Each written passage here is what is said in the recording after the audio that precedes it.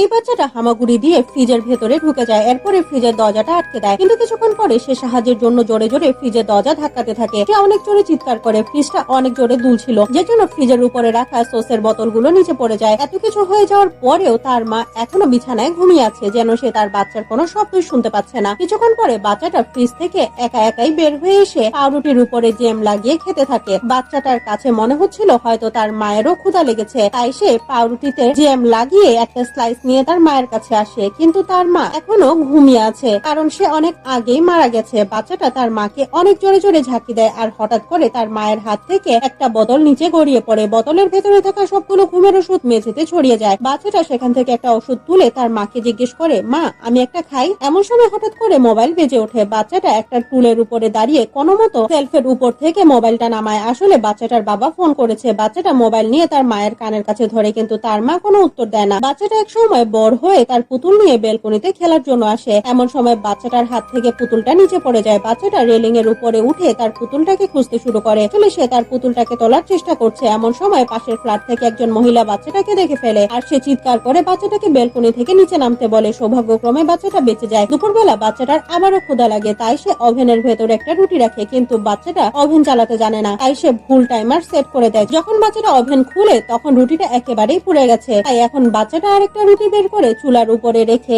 ভাজার চেষ্টা করে, কিন্তু সবগুলো চুলাই সে জ্বালিয়ে দেয়। চুলাটা এত জোরে জোরে জ্বলছিল যে রুটিটা সে আগুনে পুড়ে যায়। বাচ্চাটা ফু দিয়ে সে আগুন নেভানোর চেষ্টা করে, কিন্তু আগুন একটু নেভে না, রুটিটা সম্পূর্ণভাবে পুড়ে যায়। এখন বাচ্চাটা অন্য কিছু খাবার খোঁজার জন্য যায়। সে সেলফের উপরে তার দুধের বোতল দেখতে পায়, কিন্তু ভুল করে সে দুধের বোতলটা নিচে ফেলে দেয়, যে জন্য বোতলটা ভেঙে মেঝেতে ছড়িয়ে পড়ে। বাচ্চাটা একটা কাপড় নিয়ে এসে মেঝে পরিষ্কার করার চেষ্টা করে। এমন সময় বাচ্চাটা একটা বোতলে ফিনাইল দেখতে পায়, যেটা দেখতে একেবারে দুধের মতো সাদা। বাচ্চাটা এটাকে দুধ মনে করে তার ফিডারে ঢেলে নেয়, আর এখন সে এটা খেতেই যাচ্ছিল, তখন সৌভাগ্যক্রমে বোতলটা আবারও পড়ে যায়। এখন সে আর এগুলো খেতে পারবে না। বাচ্চাটার অনেক ক্ষুধা লেগেছে, তাই সে আবারও তার মায়ের কাছে ফিরে আসে। সে বিছানার উপরে উঠে আর তার মায়ের কাপড়ের বাটন খুলে ব্রেস্ট ফিড করার চেষ্টা করে, কিন্তু যখন সে তার মায়ের ঠান্ডা শরীর টাচ করে তখন সে ভয় পেয়ে কান্না করতে শুরু করে। একসময় বাচ্চাটা ক্লান্ত হয়ে তার মায়ের উপরে শুয়ে পড়ে। কিছুক্ষণ পরে বাচ্চাটার বাবা আবারও ফোন দেয়, আর বাচ্চাটা মোবাইল রিসিভ করে তার বাবাকে জানায় তার মা এখনো ঘুমিয়ে আছে, আর অনেকক্ষণ ধরে ডাকার পরেও জাগেনি। বাচ্চাটার বাবার সন্দেহ হয়, তাই সে বাচ্চাটাকে বোঝানোর চেষ্টা করে, কিন্তু দুর্ভাগ্যবশত ফোনের চার্জ একেবারেই শেষ হয়ে গেছে। বাচ্চাটার অনেক ক্ষুধা লেগেছে, তাই সে একটা প্লেট নেয় আর মেঝে থেকে ঘুমের ওষুধগুলো তুলে নেয়, কারণ তার কাছে মনে হচ্ছিল এগুলো হয়তো ক্যান্ডি। কিন্তু কিছুক্ষণের মাঝে বাচ্চাটা ঘুমিয়ে পড়ে। সব থেকে ভয়ানক ব্যাপার হলো বাসার ভেতরে একটা আয়রনের কানেকশন দেওয়া আছে। যখন বাচ্চাটার বাবা ছুটতে ছুটতে বাসায় ফিরে আসে তখন সে দেখে সম্পূর্ণ বাসা ধোয়া দিয়ে ভর্তি হয়ে গেছে।